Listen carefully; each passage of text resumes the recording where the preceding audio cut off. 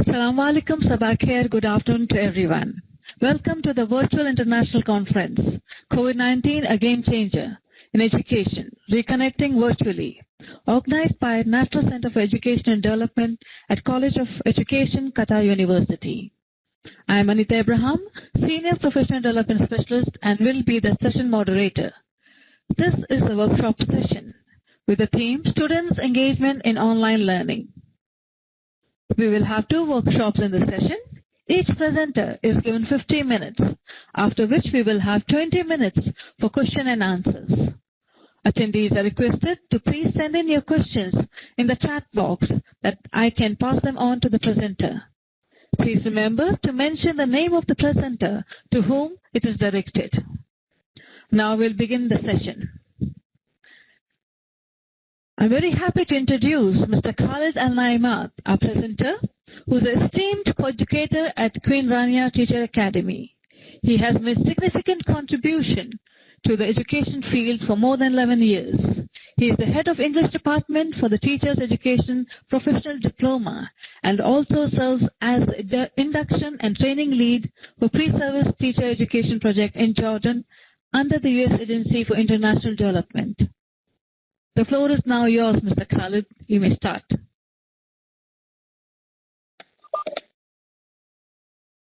Thank you, Anita, and thank you, everyone. Good afternoon. So today we're going to talk about a very interesting topic, which is the art of engaging students in online learning. So as usual, before we start, I'm going to share with you the outcomes of this session. So by the end of this session, participants are expected to identify and apply transferable skills from face-to-face teaching to teaching and facilitating online, identify and apply best practices for moderating and facilitating online, and finally determine strategies to support all online learners. So I'm going to start off with a video. We're going to watch this video, and while watching the video, may I ask you, my participants, please, would you please keep in mind the following 2 questions and try to answer them. The first one, what's the message of this video? And the second one, how can we link this video to online learning? So, in order to answer these 2 questions, you have 2 options. The first one, you can go to www.menti.com, which is the Mentimeter, and using the following code, leave your answers there, which is 9351907. Or the second one, you can easily just leave your answer in the chat box. So I'm going to stop sharing this presentation and we're going to watch this video. Again, you may go to the menti.com. I'll give you just 30 seconds if you wish to go to menti.com and use this code. And then we're going to watch the video. All right. So, have you noticed the moon walking there? Please leave your answer in the chat. And what do you think is the message of this video?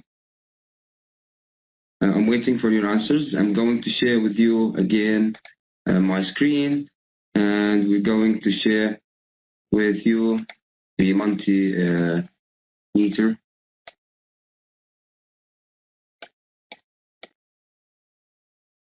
Okay, just a minute.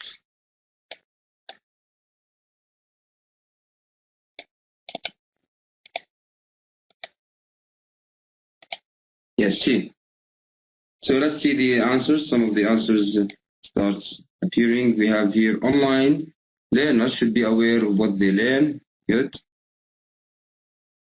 So I'm waiting the other answers. Engage everybody. Here we have some answers in the chat. I'm going to read. Not even we're focusing. We couldn't see the video. Some couldn't see the video. Okay. Iman Jalab wrote the importance of collaboration and concentration, great. Engagement, great. So here are some of the answers. What I did here is I gave you like two options. So what we did here is that, again, I gave you like two options. The first one is to leave your answers on the chat box, and the second one is to go to the Mentimeter and answer the questions. So the idea here wasn't just, okay, you need to look at and focus on the moon walking there. I use this as a metaphor for your online learners. So your students need to see this moon walking there. That's why it's really important to engage your students in online learning. So I think that this video again shows the importance of engaging them online, and in order to do this, you need to differentiate as a facilitator. I love using the word facilitator instead of teacher, and it would be better if we use the word learner instead of students when talking about the online learning and learning in general. So as you know that we have three things that teachers need or facilitators need to differentiate in online learning. You need to differentiate the content, the process, and the product as well in order to meet the students' needs, learning preferences, and readiness. So I think that would lead us to talk about the first step teachers should take when starting an online course. As you know that in face-to-face classes, let's say teachers are used to preparing diagnostic tests at the beginning of the academic year or at the beginning of any course, which are really important to assist the teachers in preparing lessons and materials, and also it can help gauge the level of the students and whether the course is a good fit or not. And also it can help students know what areas they need to improve in. So as I told you, you need to prepare like diagnostic tests at the beginning of the year or a needs analysis. But the big question is, how can I conduct such tests in online learning? So in order to answer this question, in seconds, I'm going just to share with you the following platform, which is the Canvas. And Canvas is widely used in the USA. Most of the schools in the United States of America and even universities use the Canvas platform. I know that most of us here use the Teams, Google Classroom, and Zoom. Maybe that's why I decided to use a different platform. Maybe it would be of great benefits to many of you, hopefully. So what I'm going to do now is to share with you my screen again, and I'm going to go to the Canvas. You can see it now, right? Okay. So here, for instance, this is one of the classes. This is the Canvas. How to create this, a lesson or a course on Canvas. There are many tutorial videos on YouTube. You can use them, and even in the Canvas itself that you can use. For instance, if I am preparing this one, which is, let's say, differentiated instruction in an ESL classroom, this is called the home page. And it's really important for you as a teacher, again, having talked about diagnostic test and needs analysis, to know the readiness of your students, the online readiness of your students. So once you describe your course, some information about the instructor, if you go here to the contacts, it's really important, again, to let your student know how would they contact you in online learning. You might leave your email and that you're going to respond within 24 hours, or you choose the way that you think would be good for your learners. So what I'm going to share with you, if you go here to get started, click here. If I go here and I click here, I prepare what we call online readiness assessment survey. This is similar to the needs analysis in face-to-face, but this one is to check on the readiness of your students, how confident they are when they use, when they use online learning. So you need just to write an introduction, and then if I scroll down and review this one,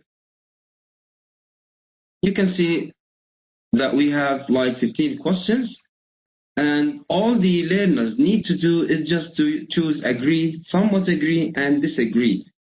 So this is not graded. It's about just to know the level of your students and their readiness when using online learning. I can set goals and deadlines for myself. I'm not going to read them, but students will just go and choose the answer. It won't take more than 5, maximum 10 minutes to answer them. You can find many of these online, and you can just copy paste them if they are open sources. And it would be better if you leave an essay question, like here, at the end of the course. This is, I believe it's a very important question. What are your main 3 expectations from this course? So students would be aware from the very beginning that this is a different course, the teacher cares about us, or the facilitator, and it helps you as a teacher or facilitator to identify the readiness of your students, and then students would submit the quiz. Another comment on this great, let's say, canvas and platform is that students don't have to go to another link. Don't overwhelm your students by letting them go to different links from time to time. It would be better if you collect and gather all of the resources and, let's say, the tools that you're going to use on one platform. How to do this? If you go to quizzes, click on this one, the blue one icon, quiz, and you'll have many options here.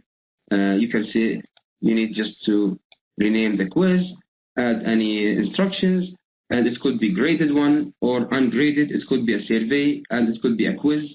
And there are many different, it won't take more than like 5 minutes. And if your questions are ready, you just need to copy paste them.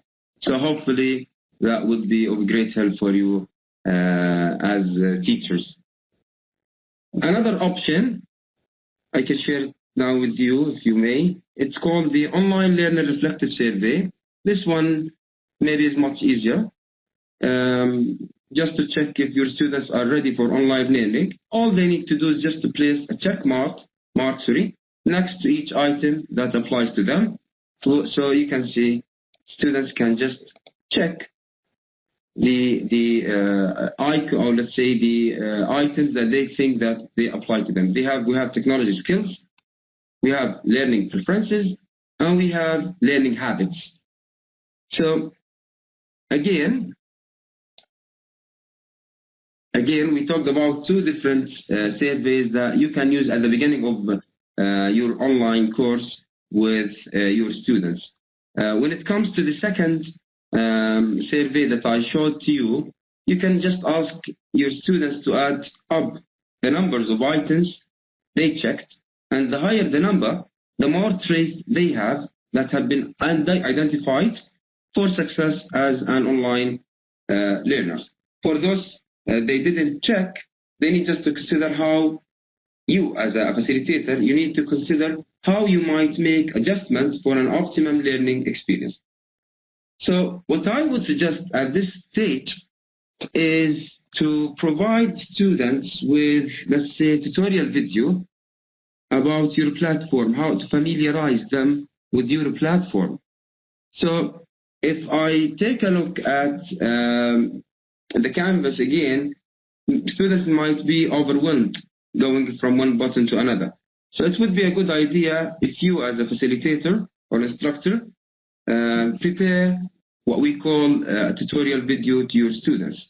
So now I identified the level of my students and their readiness in online learning. And it turned out that some students need help. How can I help those students? So in order to answer this question, I found out this interesting, I'm going to share with you my screen again. So I found out this interesting article, which are 3 areas to help and support successful online learners. Technical one, academic and study planning. And I'm not going to go through it now. I'm just going to copy paste. This link and leave it in the chat box for you. so that you can benefit and read it later. Yes.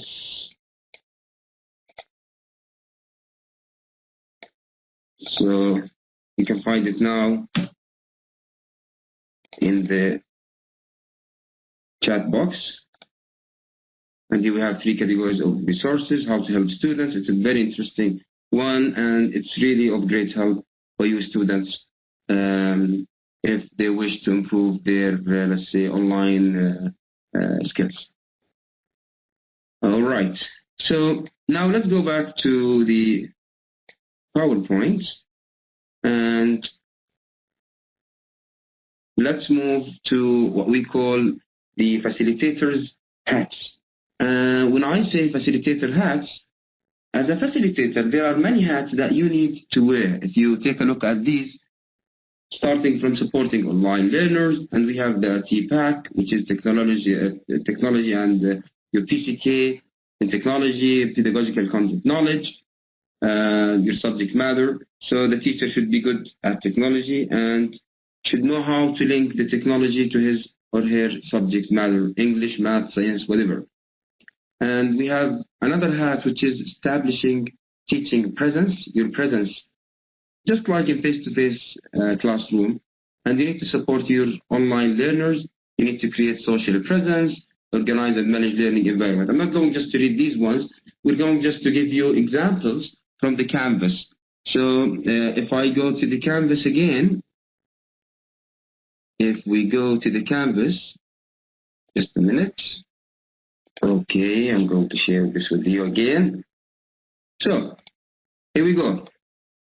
What I did here, if you take a look at these blue titles, home, module, discussion, etc., you can choose, as a facilitator, you can choose which ones are visible to students and which ones are not visible, depending on the course that you're giving to your students. So, I would suggest doing what we call welcome module. So in welcome module, if you take a look at it, it's user-friendly and students can go through from one topic to another. It would be really important once you welcome your students and they're getting to know you activity. If you give them an assignment, whether it's a reading or a video, it would be better if you use the word required so that students are not overwhelmed and they know that this is required, they have to read it. What's really good about the Canvas is that you don't have to go to another tab, to another website. It's there. You can read it from here. So this is just the reading, and you can download it. So once students go through this one, which is just a sample, take a look at the discussion board. For me, I see the discussion board is at the heart of the art of engaging students online. We talked about the survey. We talked about how to grab the student's attention at the beginning of any session, but what about the online learner in discussion board? Let's say, here if I have a discussion board, it's not about, okay, discuss this and that's it. There are many rules, or let's say 3 rules that you have to follow. And let's say 3 pieces of advice. The first one, you should use thinking routine with your students based on the reading or the video that they've watched. For instance, the reading that you've just seen, the development of online student skills, I use with my students. If you take a look here, you need to do the following. In around 100 to 50 words, discuss the reading using the word, phrase, sentence.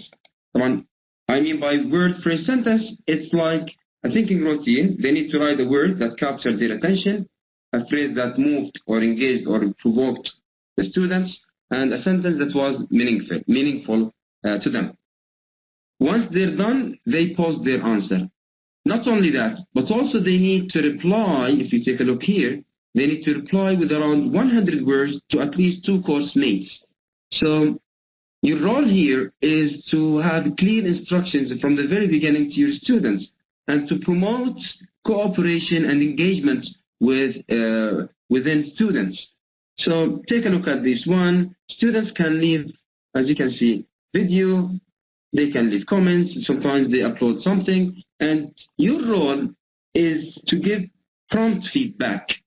If I were you, I would give the students prompt feedback. What about having large number of students? So one may say, okay, I need to to reply to all of my students, but I don't have time. I have many students. In this case, you can divide your students. So that say that on Sunday, I'm going to reply to 5 students or 10. The other day, another 10, and so on. This is one suggestion. The other suggestion is called co-moderators. And by co-moderators, you choose every week 2 students, from your online learners, and you give them the permission to reply. They act as they are the teachers, the facilitators, instead of you. Because as you know, to teach is to learn twice. And in this case, you're promoting the student-centered approach, and you're promoting students' autonomy and independence in learning. So that students would be aware that I need to reply to all of these comments. And the other thing is that you reply to 2 course mates. So I think that's really important. And I've read a lot of articles and research about the importance of discussion board. Students don't want to feel that they are ignored or they're cornered. They need to know that we follow them, we care about them. So that's my suggestion, co-moderators and giving clear instructions and prompt feedback to your students. That would really, really, really engage and lure your students to your course and online session. Okay. So, if you've noticed, we haven't talked about live sessions yet. Because I talked about we have synchronous and asynchronous learning. And the examples that I've just provided are mainly, let's say, work mainly with asynchronous learning. What about live sessions, synchronous learning? What if I'm giving a live session to my students? How can I make sure that students are mentally focused with me? So there are different ways to do this. If you take a look at this tool, for instance, just a minute, please. If you take a look at this one, it's called Random Name Picker. And in Random Name Picker, which is one of the class tools, all you need to do, you just have the names of your students. Here are just random names. And all you need to do is to submit. If I want to choose a student, you just click on this one.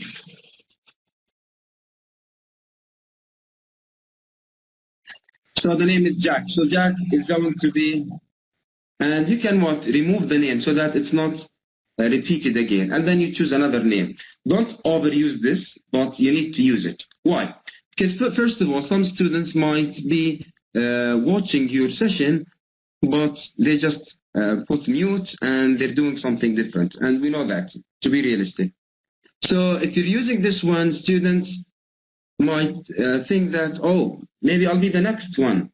So if you use this very, very simple tool, that would let students focus with you.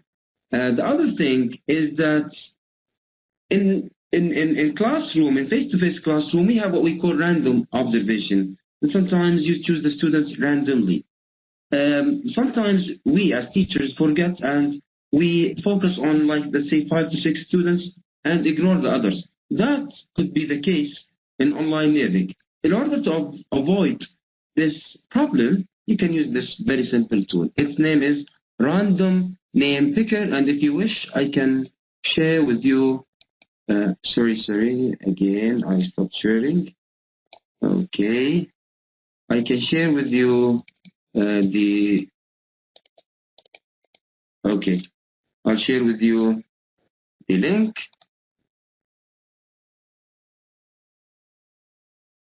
Okay. Here you go. Okay. So now let's talk about another thing that we can do, especially if you're using Google Classroom or other tools. There is a tool, if I'm giving, which is feedback. So we talked about giving feedback, personalized feedback to your students and replying to them in discussion boards. What we can do here is if you ask your student to do an assignment and they upload it using the Google Docs, take a look at this one, which is comments.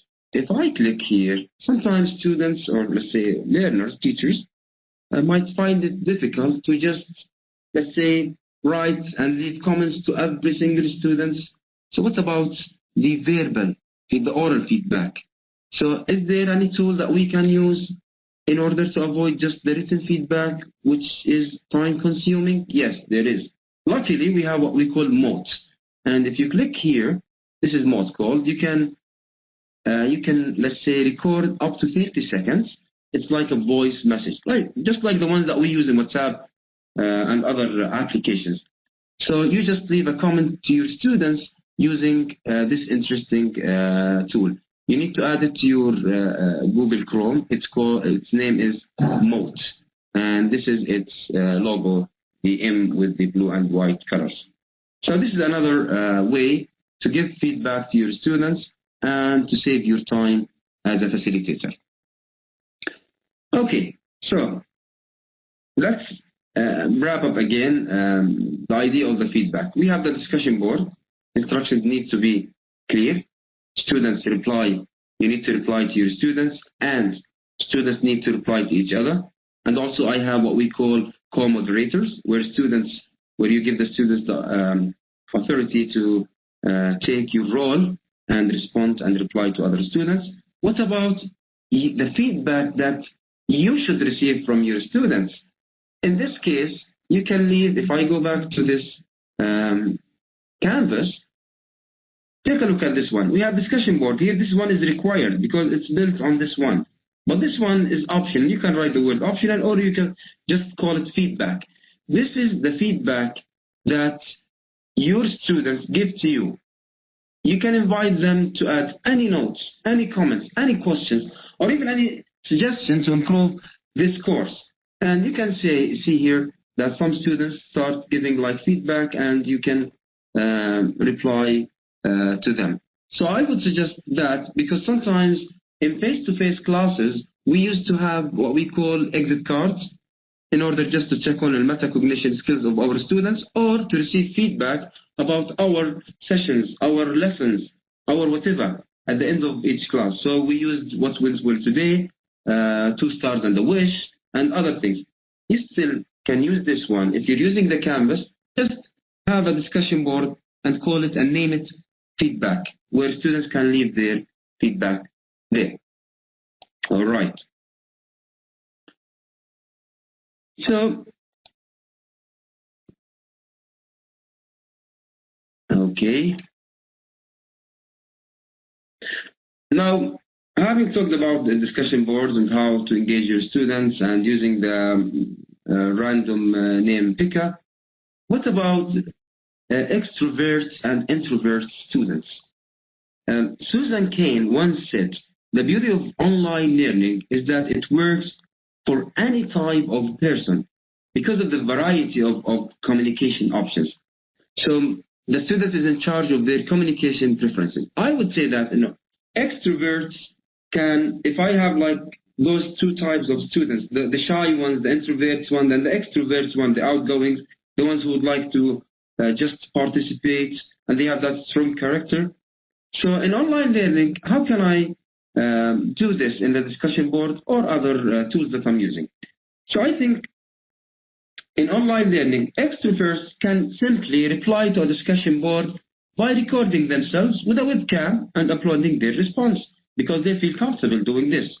However, if I'm talking about introverts, they can simply write their thoughts down and take their time responding to the instructor.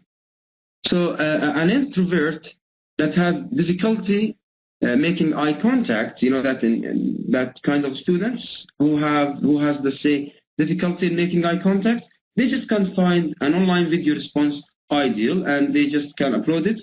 They can take their time take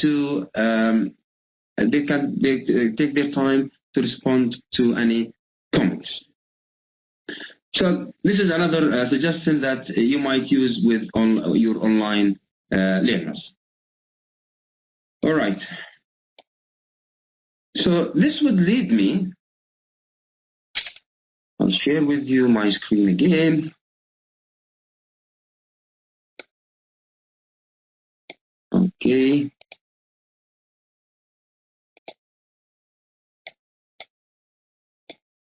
This would lead me to talk about the role. What are the roles of effective online facilitators? As an online facilitator, you should be a tour guide, a cheerleader, a learning coach, an individual and a group mirror, a social butterfly, a big brother to your students, a valve control, you know how to manage your online classroom, and a co-learner at the same time. You're learning from your students. So these are some of the suggestions and some of the roles that an online facilitator might have. All right. So what about now projects? I'm going to talk, this is the last thing that I'm going to talk about now, which is the projects. If I'm talking about project, if I ask my students to do a project, so we're used in face-to-face classes to give our students time. So you need to prepare a leaflet, you need to prepare a brochure sometimes. How can I do this in online? There is an interesting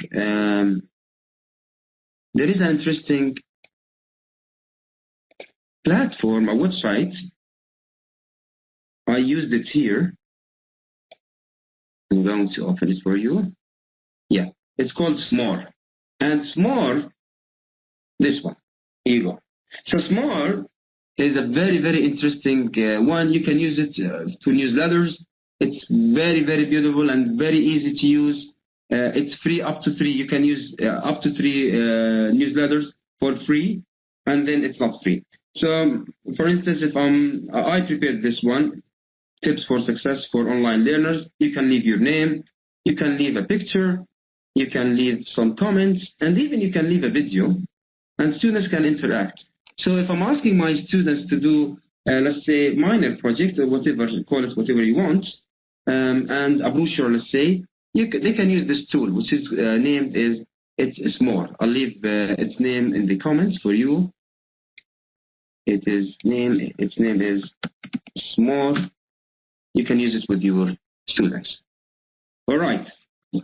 So these are some of the main tips and the pieces of advice that you can use with your students in order to engage them. One more thing I need to focus on is that you need, as a facilitator, you need to follow up students that whom you think are struggling. You can have live sessions with them via Zoom, via Team, whatever, and you can support them. Students would feel happy if you just give them that personalized feedback, if you just send them a message. And my piece of advice for you is don't expect too much from your students and don't set too high expectations. You need to set high expectations, but you need to take care of or to take into your consideration the individual differences between students. All right. So what we're going to do now is to wrap up. In order to wrap up, I prepared like 3 questions, 3 simple questions. I need you just to go, if you may, to go to www.kahoot.it. If you go there, you need just to use the following code 892301. Thank you, Hala, for helping me out. So you have 2 options: either to leave your answers on Kahoot, or you can just leave your answers in the chat box. Okay, so let me just go to the Kahoot. Okay.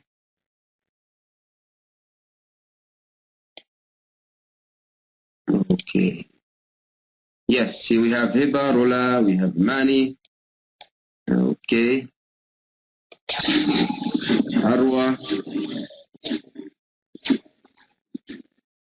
Can you hear the sounds? Okay, we have Safa. We'll wait for more players. Don't worry, guys. It's super simple, but it's just to check on whether you were following up during the session or not. We have Anwar, welcome Anwar. Asma, Iman, Safa, Arwa, welcome Arwa. Another Asma, Hiba, welcome. Naqa, Amani, Rula, Hiba, Omar. We'll wait and see.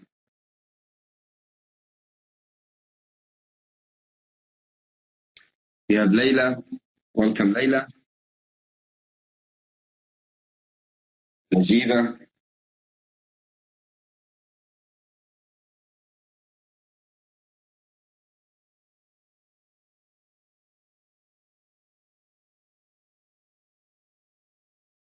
We have Ahmed.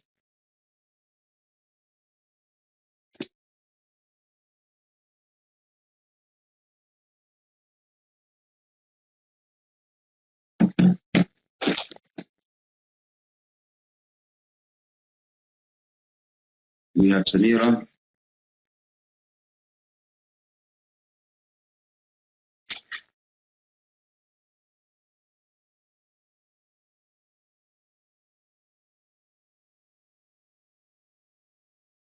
We have Ala. We'll wait just for 1 more minute. So we have questions are very, very easy, but it's just like a wrap up. It's just true false questions.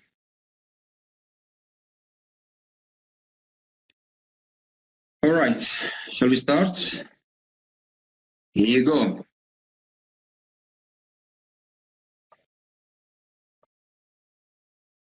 So the first one, online readiness assessment survey should be done at the end of the course.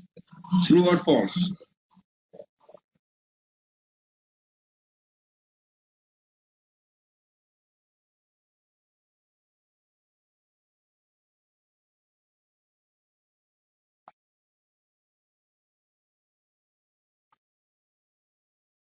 We have 12 answers. Okay, 9 answers false. Yes, the answer is false. This should be done at the beginning of the course. If I stopped here in Kahoot before going to the moving to the next question. So here I have 3 students who didn't answer this. This is an indicator for you as a facilitator, is that some students you need to follow them up and you need just, it gives you like feedback that I need to go back to those students and to check on and to try to help them out. Let's move to the second question, and before that let's see who's in number 1. Ahmed is number 1, Amani number 2, Najiba number 3, Arwa and Ala. Let's move to the second question. Establishing teaching presence is one of the online facilitators' hats.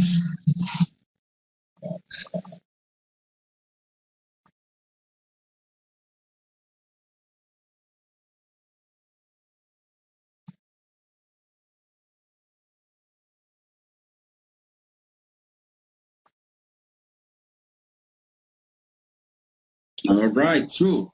So again, here, that's a good indicator. I know that the questions were super easy, but I mean, that would give you an indicator, and you can vary the question. You can use multiple choice questions, essay questions, true or false. For the sake of time, we use just these questions. The last question, and here again, we have Ahmed, and we have Amani and Najiba. Okay, the last question. True or false again. The moonwalking bear, remember, was wearing brown in the video. Remember the video at the beginning?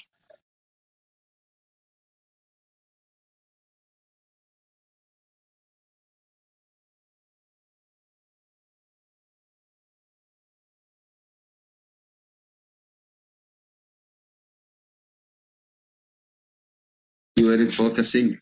The moonwalking bear was wearing black in the video, not brown. So the answer is false. So let's see the winners. Number 3, we have Ahmed. Number 2, we have Najiba. And number we have Amani. Congrats, Amani. Yes. And number runner-ups, we have Arwa and the other guy. So thank you so much. That is the end of my session. I tried just to give you some tips and some useful links and tools that you might use with your students, and that could be linked to the what I call the art of online learning. And remember, the best quality that any teacher should have is flexibility. Whether you're teaching face-to-face, you're teaching synchronous or asynchronous classes. Thank you so much, and I'm waiting for your questions and comments. Thank you. Thank you, Mr. Khalid, for your informative Thank you. presentation. Yes, your presentation emphasized that it is indeed an art to keep the students engaged in the virtual sessions. Thank you once again. Your platform that you Thank you. shared about Canvas was an interesting one. Even the Kahoot and the Smooth, they were really, really informative and new ideas for our participants to take away. Thank you once again. Thank you, Anita. Thank you. Could you put out your video? A question answers at the end of the session when we finish the next workshop also. Shall I turn off the video? Video, yes. Okay, I'll stop the video. Okay. Okay. Now we move on to the second workshop titled Students, Engagement and Motivation in Online Learning. This segment of the workshop is in partnership of Mr. Hilal Mudaffar Al-Raimi and Mrs. Iman Al-Maskari. The presenter is Mr. Hilal Al-Raimi. Mr. Hilal is the founder and CEO of Silicon for Knowledge, a reputed company in Oman. He has extensive experience working with youth and school students in areas of upscaling leadership. He is working with the government of Oman in its various initiatives, one of them being Oman 2040 National Vision. Mr. Hilal is also a member of advisory board at the National Youth Program for Skills Development at Diwan of Royal Court. This program focuses on developing soft as well as technical skills among the youth of Oman, building up into promising entrepreneurs. May I invite Mr. Hilal for his presentation. Assalamu alaikum and good evening, everyone. Can you hear me very well, Anita? Yes, we can hear you. Okay, good evening, everyone. I'm just preparing my screen and as well the presentation. Give me a second, please. Anita, should we wait until to start on the clock, or should we? No, you can start. You can start. Yeah. Okay, just give me a second, please. Let me just prepare the. Anita, as well, I have my colleague here. If you can please have him as of my backup if anything happens to my connection. His name is Mazen Al-Jahabami. He as well is logged in. Mazen, yeah? Sure. Okay. Thank you. Okay, I can just scale up my screen to have it full screen. Okay, is it clear with you, Anita, my screen? Yes. Presenting? Okay. I'll just prepare just a second, please. Okay, Assalamu alaikum again, and good evening or afternoon to all of the attendees of the session today. Thank you for College of Education at Qatar University for this great opportunity. And on behalf of Salikun team, we are more than happy to present our experience and our previous knowledge sharing session that we have developed under the title of Students, Engagement and Motivation in Online Learning. So before I start, I would like to ask everyone just to use the chat functionality and maybe just show of hands, who do we have with us here today? So maybe your first name, maybe your country or where you actually logged in from, just for us to be able to see who we are actually addressing today. So let's see who's gonna just check the chat functionality. I know we have a very good number as of now from participants joining in today. So let's see who do we have in today with us. Anwar from Qatar. Welcome, Anwar.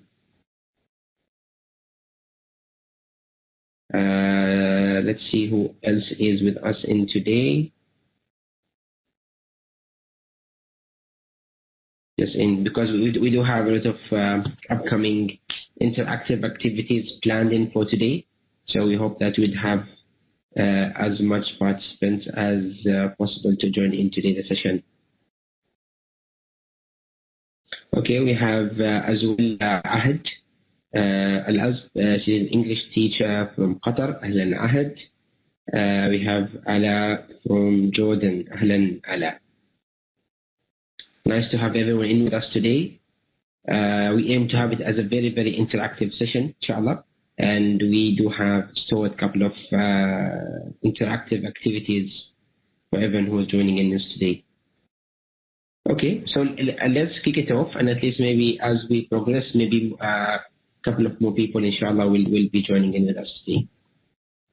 So our workshop schedule of today, as mentioned, we'll go through a quick biography about what we are doing at the moment, as well Salikun profile as a company, what currently we are doing. We have a quick icebreaker using a website called Minty, which maybe all of you have used it before. Then we're going to dive deep into two of our main topics, which is creating interactive and gamified content. And then the second topic will be creating a learning community, which is quite ever important at the moment with all of the challenges that everyone is facing.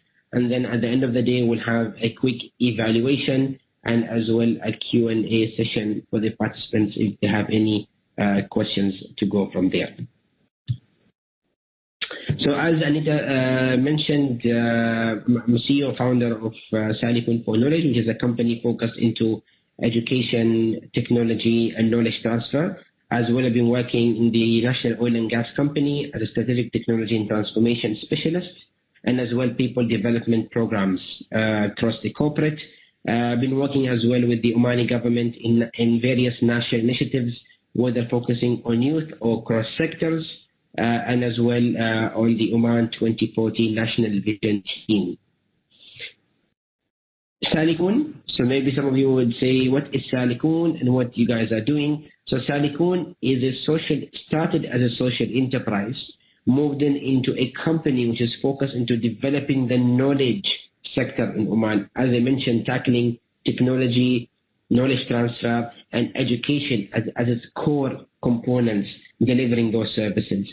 And of course, we'd like to lead the development of an educational and knowledge community with raising generations who are aware of their responsibilities and capable of making their own decisions. And by that, we do need a lot of help from different career guidance, professionals, and comprehensive programs covering local and external community. So our programs cut across a lot of sectors and as well targeting a lot of people. And this year, we have been really working on looking even beyond Oman and the GCC to see how can we really add value and share knowledge and collaborate with other companies internationally. So as a company, we do deliver two main services: specialized programs, focusing into social development programs and corporates. And then the second service we deliver is crowd management. Let's be it's virtual or physical. As you have seen now, it's becoming ever important to have this kind of service. And of course, we divide into collaborative programs and customized programs as well. Our partners range from government and private sector, and as well working with the civic society. So as you can see, we work with different ministries, committees, private companies, and as well more and more have been added to the profile of the company. And being a startup that have been launched only around 2.5 years from now, it has been quite a journey in the education sector to get where we are today.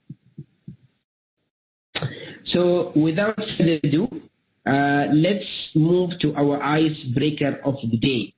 So we would like everyone, please, to move on to our website, which is menti.com, and then use the link 2813280. And as well, we have our colleagues here, Mazin and team, will be copying the link for you. And Hala, thank you very much for copying the code as well. So now I'll be stopping sharing my current screen, and I'll be moving to share my Minty website. Okay.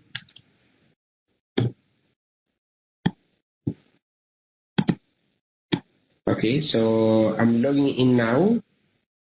You should be able to see your screen. Okay, perfect. If you guys could see my screen, you should be already part of the Minty. You have already logged in into Minty, so you can use your laptop or your mobile devices.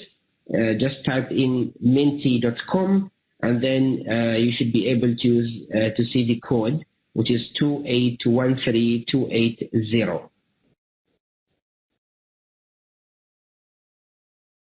Okay, so once you log in, please click on the heart button that you can see on your mobile device, on your laptop, to see how many people have actually joined into our questionnaire. So as of now, we have 1, 2, perfect. Let's see the others joining in. We have 3, 4. So this should be a fun activity where we hear your thoughts on different topics. We have 5 at the moment, 6. Okay, so I think let's give it another 10 seconds and then we can kick off our questions. If you have any challenges, please do use the chat functionality so we can support you in getting into the website.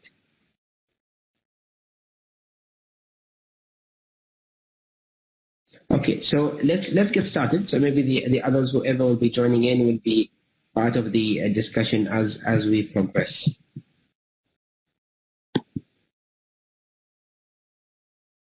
Okay, so the first question is, in one word, mention the main challenge you have during COVID-19 pandemic. So this is a multiple submission question and it's open-ended. So you can write whatever you would like to share. So mention the challenge that you have faced in any area, whether it is in your day-to-day life, in your work, with your family, in your community, at uni. I think it's a lot of us have faced multiple challenges. So let's see some of your thoughts into this.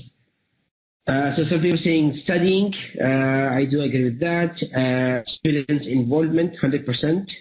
Lockdown have appeared twice, especially when it happens suddenly. So lockdown has been a challenge indeed. Network connectivity, 100%. I totally feel that, and it has been a challenge as well in Oman, where we try to cover as much students as we can in a wide spread of geography currently. Teaching students online, definitely helping low-level students. It's already challenging when you are in class. How about if you go online? So it is quite a challenge. Teaching online, learning online is possible. Interesting. Increase screen time, 100%. And that screen time could be on your phone or that could be on your laptop. So definitely, screen time increasing, and sometimes you easily can get lost into what you're supposed to be doing and how you can actually achieve moving forward from there. Big challenge is teaching online. And I think that's why we are here today. The aim of the session is really to showcase what are the things that we have delivered, not particularly in a teaching environment, however, in different engagement with students, whether in their extracurricular activity, with students, and so on. It takes time to get used to it. Definitely, guys. So thank you for that. We have 12 people who have participated as of now.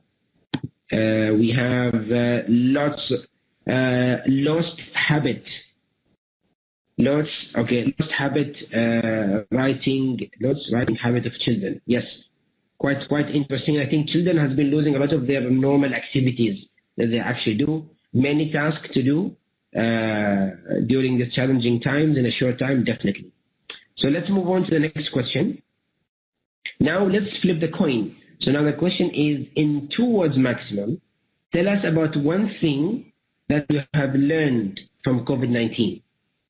So we just spoke about the challenges. Let's move on to what you have learned during the pandemic.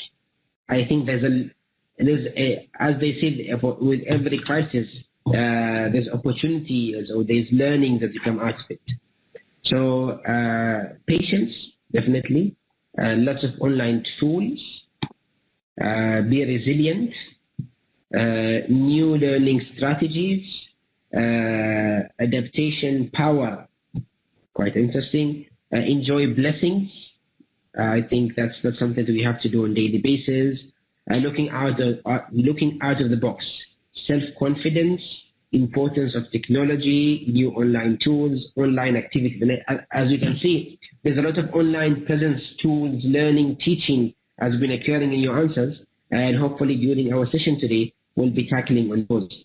Mental health awareness, spot on. I think with all of the challenges everyone is facing, mental health become less of a priority, unfortunately.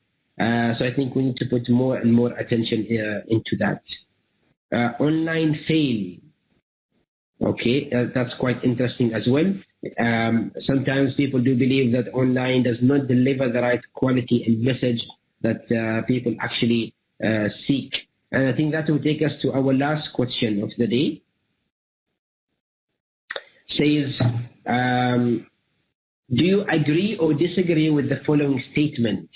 Online learning can achieve the learning outcomes effectively as in face-to-face learning. So let's see what will be the split of today. So we have 6 people agreeing with that, and 4 people are racing into disagreeing with that. Okay, interesting. So we have 7 people agreeing that online learning is as effective as face-to-face, and 6 people disagreeing with that. Quite interesting.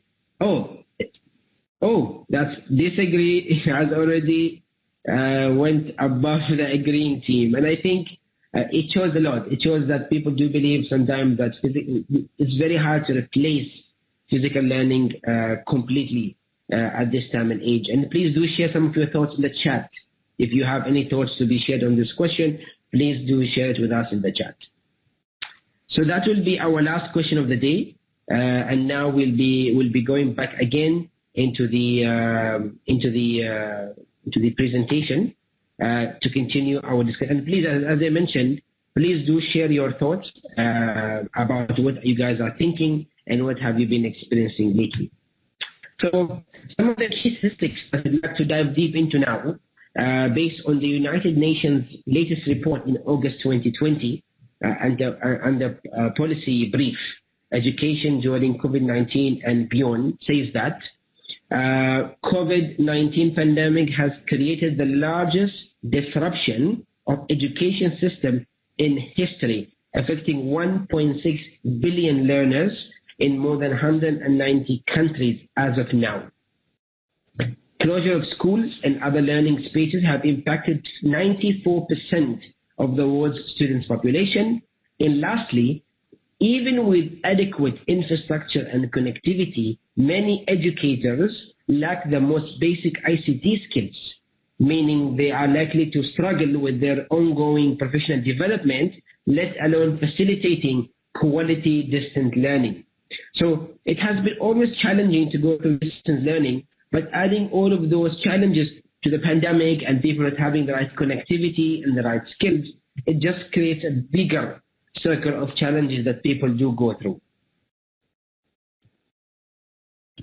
So in terms of interaction perspective on students' engagement in online learning, we have divided, based on our research and our exposure previously, we have divided the learning experience into 3 segments.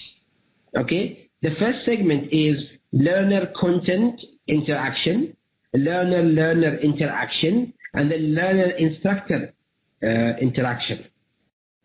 So if we go with learner-content interaction, so giving students option on how they want to consume content and the effective way of learning is one of the most positive elements when it comes to learner online content interaction. It gives you the space to know, okay, I prefer to use blogs or videos or webinars or seminars or e-learning platforms. It really depends on how I can digest the learning information. So I think with all of the challenges at the moment, it gave us the space to know what is the right way of learning that we can actually achieve during this current pandemic. We'll move to learner-learner interaction. Here where we really at Salikun have played a huge role to make sure we focus on this is building a sense of community. We have noticed that social learning, students learning with students, have a humongous impact on students' learning experience. And of course, it eventually gives a high course satisfaction when they actually end up the course. Lastly, learner-instructor interaction, of course, increase the dialogue between the instructor and students. Previously, maybe in physical classes, it's mostly the instructor that has a bigger role into delivering the information. But however, with online learning, the students feel that they are in the same page of the others, including the instructor. So maybe that would enable them to even give more or feel comfortable.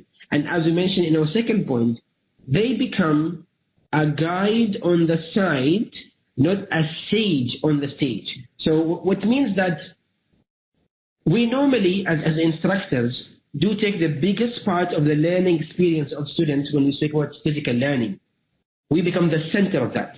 However, when we really move on to e-learning or online learning, we become guiders, we become facilitators to support the learning journey of the students. And the students do take the bigger role into their own learning. So these are the key three elements or three perspectives that we actually came up with during our research and as well our implementation. Now, what are the key tools or methods that we have used to create an interactive and gamified content? Okay, first of all, use polls during class to tailor lessons. So we use a lot of polls, whether it is directly into the tool or any other tool, to make sure that we are engaging students' understanding of the content we are delivering. Use technology to enhance and activate the learning experience, quite crucial at the moment. Enrich different learning styles by using various digital learning resources, so visuals, videos, blogs, all these kind of things, to make sure we cater for all the learning needs that students normally go through. Provide regular feedback. Now, when we are not even in class, feedback is becoming quite essential for students. Simulation-based learning, so they learn, they're supposed to implement, but when there is no physical presence, we need to find out creative ways of how can we implement simulation-based learning. Let students discuss the content with their fellow students, okay, which is, as you mentioned before, build a sense of community, which really has a bigger impact on students' learning. Add gamification elements to online learning by creating a reward system. And finally, prevent isolation by increasing presence of instructors. I think with e-learning at the moment, students, university, and whether it's school students or university students, isolation and assuming that the learner can take it all by himself is causing students to really not getting fully engaged into the actual learning ecosystem. And I think having the instructor more present really supports that. And that takes me to our first, let's say, interactive question that we'd like to hear from everyone in the chat.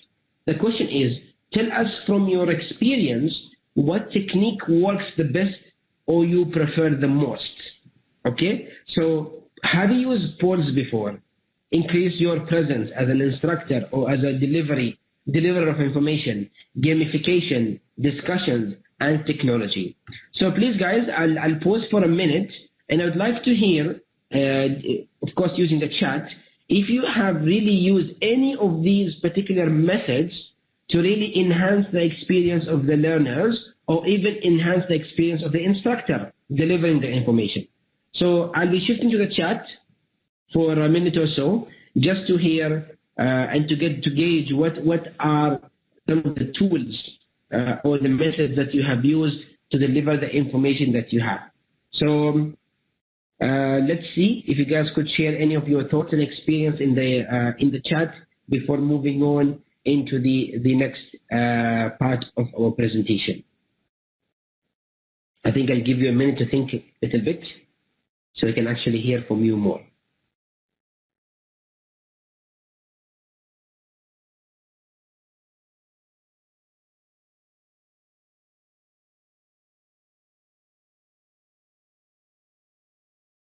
Okay, let's see.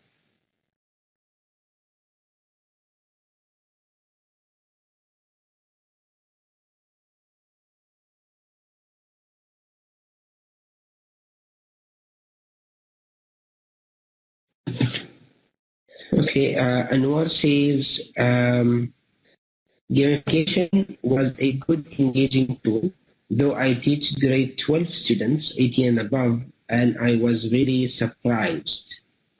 Interesting. Najiba as well says gamification.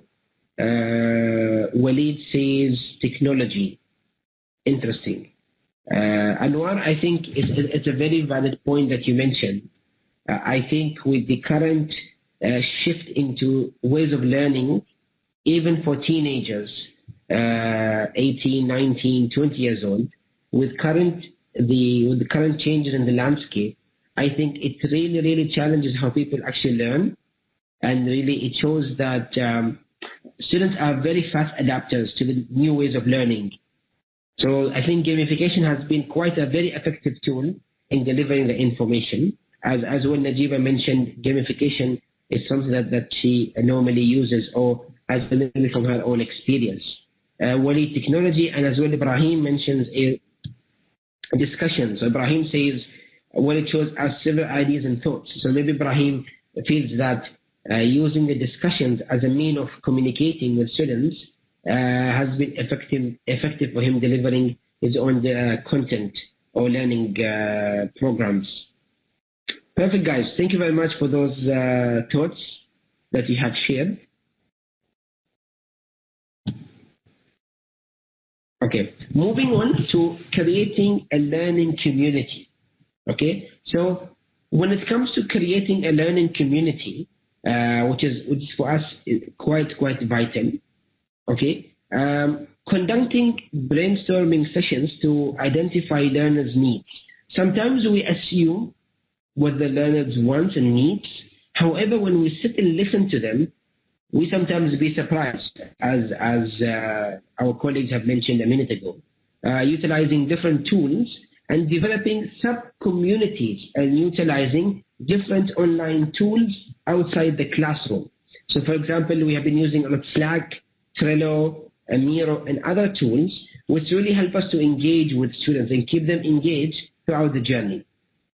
Group competition and evaluation system, selecting the best virtual collaboration platform, group assignment, and as well continuous communication by making announcements, sharing links and content of relevant topics and sessions. So these are a couple of the tools that we have used to build an online community of learners moving forward. So definitely these kind of tools really help us to make sure that we do create a learning community. And as I'm moving on to our next part is as-salikun, and we will be displaying in a minute what we have used as tools to make sure that we are creating communities: Slack, Trello, Miro, Mural, and Getmind. So from your experience, what kind of tools that you have used to engage and increase collaboration between learners, whether it is an online content, an online classroom, or just a normal webinar? So again, I'll just go back again to the chat. Maybe we'll just allow a minute or so just to hear what are some of the tools that you guys have used to increase the collaboration between your content and the learners.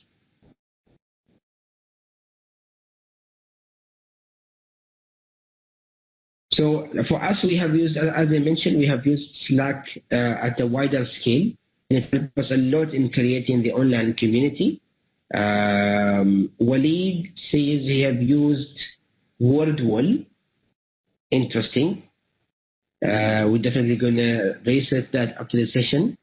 We as well, Walid as well use Quizlet.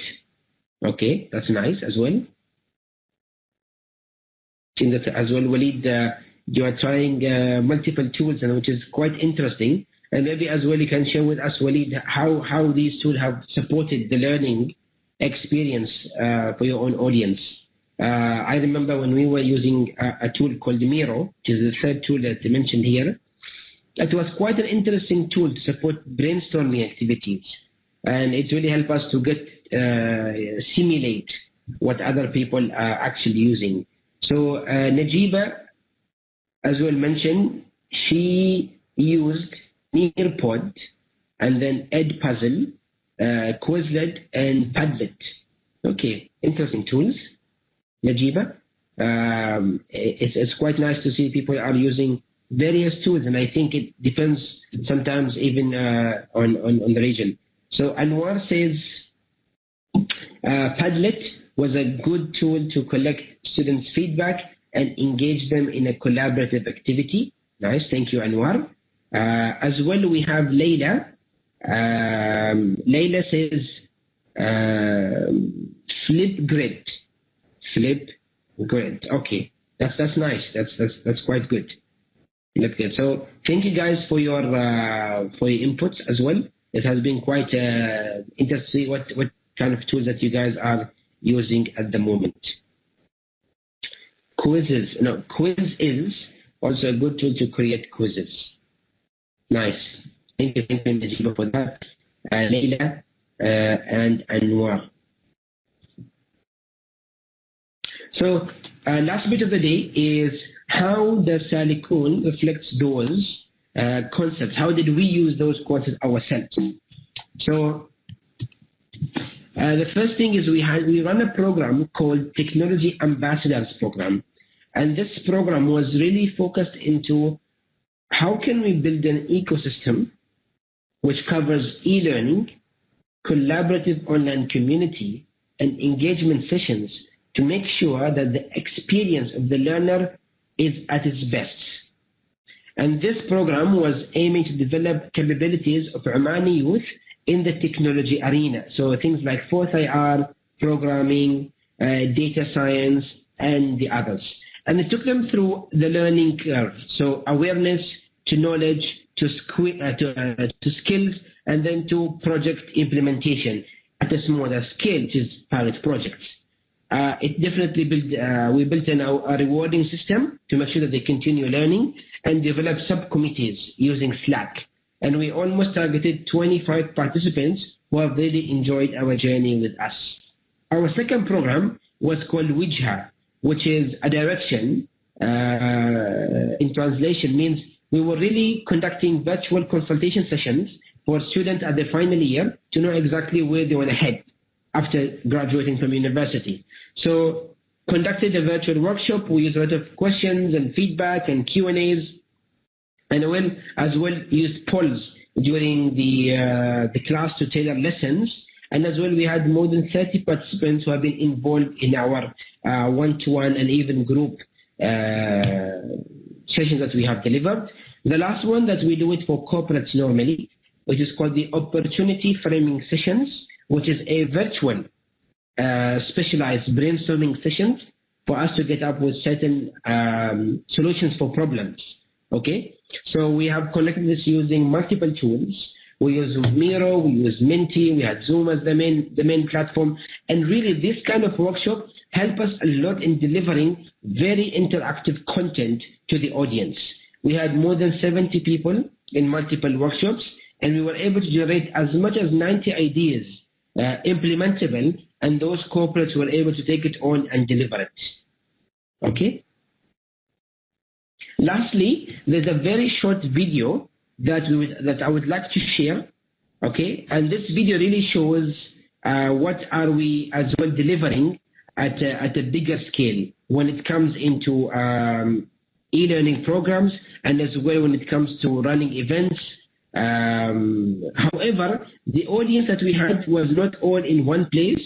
We had people who were physically in Oman, and we had some people who were abroad. So now I'll be sharing the video. And please do let me if you can hear it very well.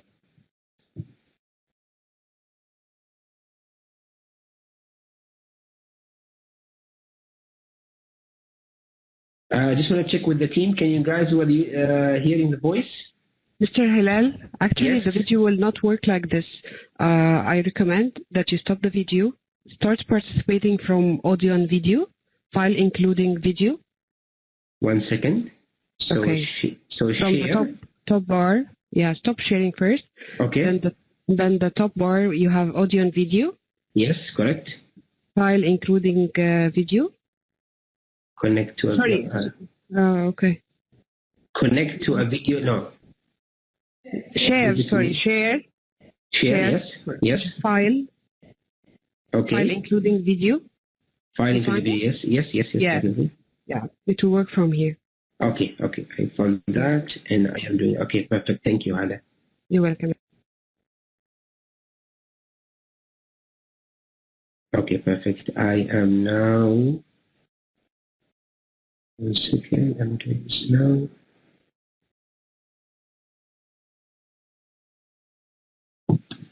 Okay. Perfect.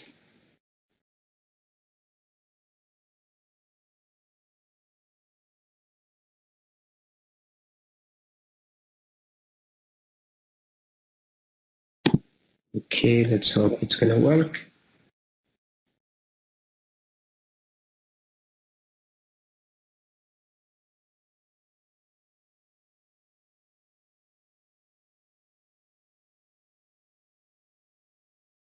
Okay, I think it's just gonna be loading a bit.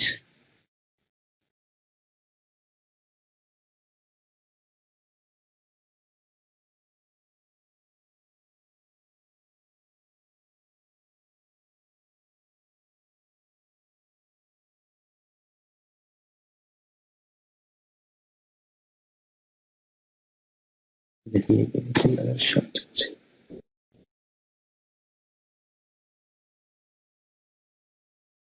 Hala, does it normally take a while for it? Yeah, a little bit to download it. If it's not working with you, we can share it from our side.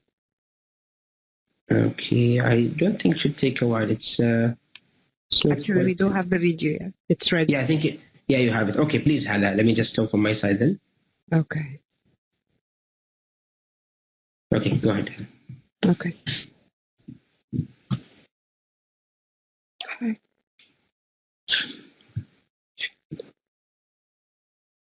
So the video that Hala will show us, it's a video it's a project that we have delivered with the Oman 2040 Vision project. It was early of last year, and by then everything was, of course, extremely physical. The virtual was more into just for live streaming. However, we have delivered the project virtually for students around the world, for more than 20 to 25 countries, and we're conducting simultaneous online engagement sessions. So please enjoy the video. It's quite short. So this was a very quick. It was a quick video. Let me just switch my own camera again. Yeah, perfect. So this was a very quick video that we have conducted maybe around 30 to 40 online sessions in a very physical conference. And we were able to get out to a lot of students around the world to hear their views and inputs into how they can even develop the national vision moving forward for the whole country. So those days, it was quite astonishing how can we engage with students virtually and have simultaneous workshops. But now, in less than a year, it's becoming a reality. People are forced to go to that direction.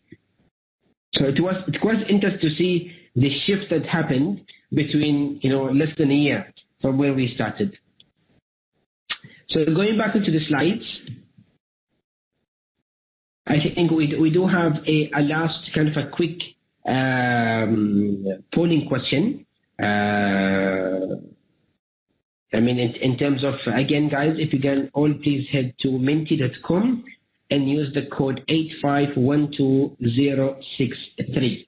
So this time, I won't be sharing the results. The results will be used for us to develop the content and see how can we even collaborate more moving forward. So it's just a quick 2 or 3 questions to see what do you think about the content, Have you learned a particular thing that can help us or help our learners to take it forward?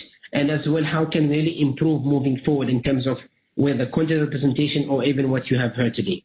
So please head over to the website. Our colleague Mazen have already launched the actual learning poll. So Mazen, can you please confirm to us in the chat if it's all good and you are able to initiate the actual poll?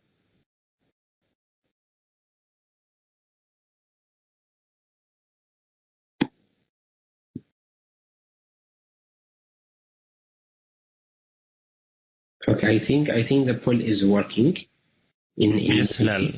Yeah? All is good. Yes. Okay, great. Thank you, Mazen.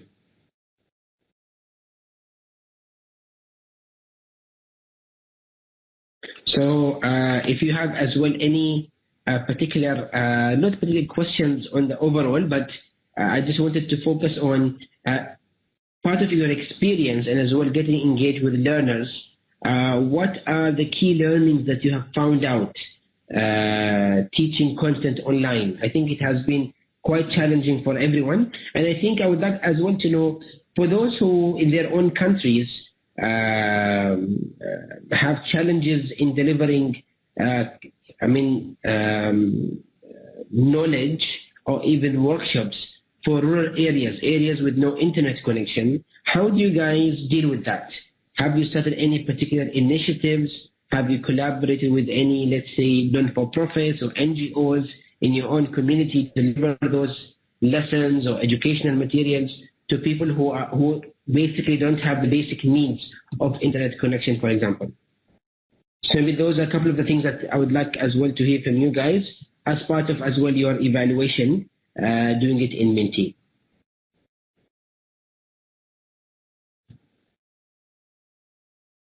So I'll just give a quick minute for that.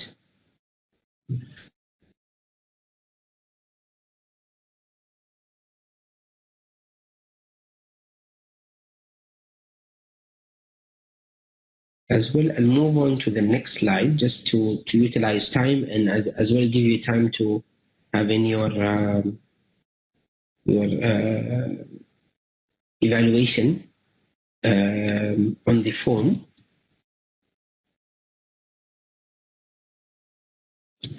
As well, we'd like to thank our esteemed team who have been working very hardly behind the scenes to deliver not only the presentation as well the content of those projects that you have seen today. So we have our colleague Mazen Al-Jahbami, Iman Al-Maskari, Ibrahim Al-Busaidi, Shuruq Al-Hanai, and Fahad Al-Mazru'i. This the team have been working very hard in the last year, of course, with a bigger team in Salikun, deliver various projects. I can see a quick question here from as well from Anwar. Do you have recordings of your online sessions? Yes, Anwar. Definitely, we do have a lot of recordings from a lot of our webinars and sessions that we conduct with various audience. And if you're interested, we can definitely get in touch after the session. So I'd ask definitely. So I would ask Mazen to type out our company email address and as well our mobile number, our social media. If you guys can touch with us and as well anyone would like to see as well how we actually delivered those projects that I have mentioned and how we were able to deliver our online material to students as well to corporates moving forward. And I think the next slide as well shows those things. So Anwar, here's our details and as well the rest of the esteemed audience today. If you'd like to send us any of your questions or as well share with us what you have learned or what you have conducted in the space of engaging with the students and delivering gamified content. Thank you, Anwar. And I think by that, Mazen, did we have a couple of responses in our form? Yes, Hilal. We have more than 12 so far. That's good. That's good, Mazen. So perfect, everyone. Thank you very much all. I'd like to thank the team who have worked behind the scenes to deliver this amazing content for you guys, and I hope you enjoyed it. And as we much really enjoyed being with you guys here today. So please be in touch if you have any questions, any thoughts, any project you'd like to share with us. We're more than happy to receive that. And again, we'd like to thank College of Education for this opportunity to deliver this workshop in collaboration with them at Qatar University. So Hala and Anita, back to you guys. Thank you very much. Thank you, Mr. Hilal, for the stimulating and motivating and interactive presentation. Your presentation has clearly outlined the keys to keep students motivated during the virtual learning. Thank you so much for your presentation. We'll move on now to the question and answer session. Our first question is to Mr. Khalid. Mr. Khalid, are you there? Can you unmute yourself? Mr. Khalid? Yes, I can hear you. Okay. Yeah, because I was muted by the host. That's why. Okay, sorry for that. That's all. All right. No worries, no worries. So the first question is to you. How accessible are the apps that you have used to all the teachers? Is there any challenges or limitation that has to be faced by the teacher?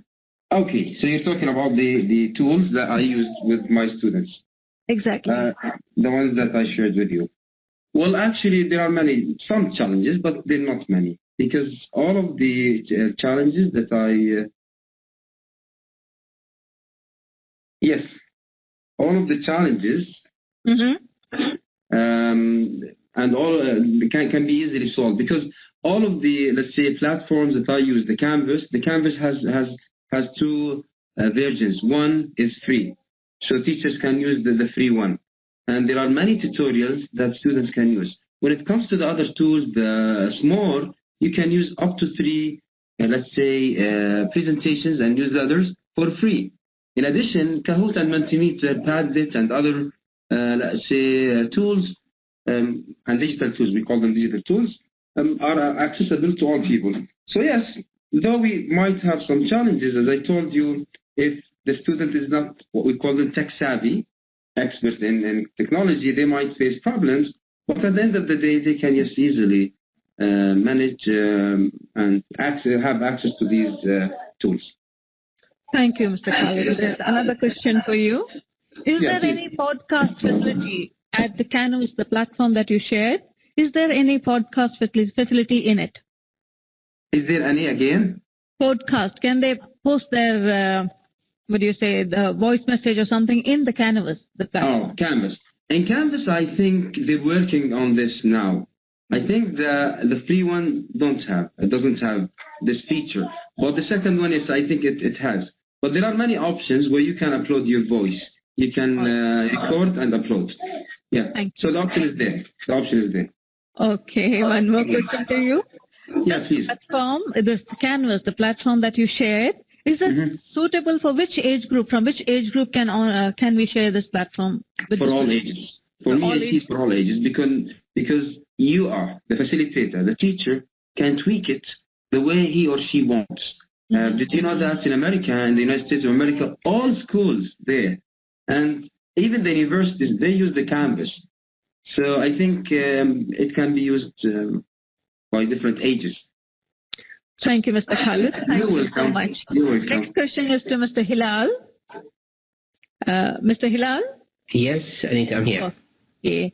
Congratulations, first of all, for your company, Salicon. Thank you. It's doing Thank you very very well much. for the Omani people.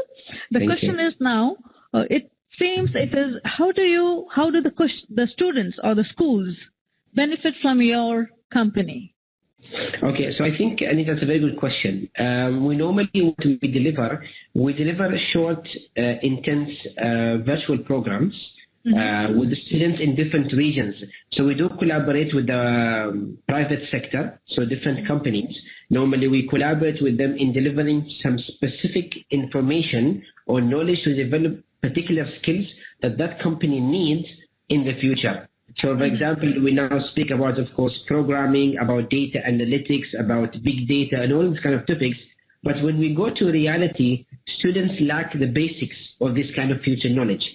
So we collaborate with different partners, especially in the private sector. We deliver those projects, and as well we maintain those communities. So whenever we deliver a project, Anita, we always create an online community using Slack or any other platform. Once the project ends, we keep in touch with the students moving forward. So we deliver them more content, and then as well as they progress, we make sure to deliver as much support as we can. Okay, thank you, Mr. Hilal. Another question for you is, when you're talking about training or a community that you are talking about, are the teachers involved in that community that they can take back from you to the students? Yes, that's a very good question, Anita. And I think what we normally do, Anita, is we engage three main stakeholders whenever we deliver our programs. Of course, the core stakeholder are the students, and then we have two key elements. So we have teachers and we have parents. So these two key stakeholders work with us collaboratively in delivering this information. So for example, we delivered a project for students, let's say at the age of 13, 14, 15 during the summer break. And normally these students, they don't own 100% a phone. They normally stay with their parents. So what we normally do is whatever we deliver to the students that they take at home, we make sure that the parents are engaged in that learning experience. And as well, teachers are actually I found that teachers are very, very willing and adapting to learn new technologies, especially now when they start to lose that physical interaction with students. They want to keep up with their students because students these days are they're learning some amazing stuff on a daily basis. So teachers have been extremely supportive for our learning programs. Thank you, Mr. Hilal. Thank you, Anita. Okay, from here we end the question and answer sessions. So our workshop session is also concluded. I hope that you all have benefited with the time spent with us in this session. We thank Mr. Khalid Al-Naimat and Mr. Hilal Al-Raimi for the informative presentation. I extend my gratitude to all the attendees for being a part of this session. We are grateful to everyone who worked behind the scenes to make this wonderful and productive educational experience to one and all. We anticipate that you had a fruitful day and are taking back something beneficial for you as professional as well as personal lives. We'll meet you soon in another education forum. Greetings to all in the name of National Education Center for Development of Teachers. See you. Signing off from here. Thank you so much for your participation. Thank you. Thank you, Anita. Thank you, everyone, for joining in. Thank you. Thank you, everyone. See you.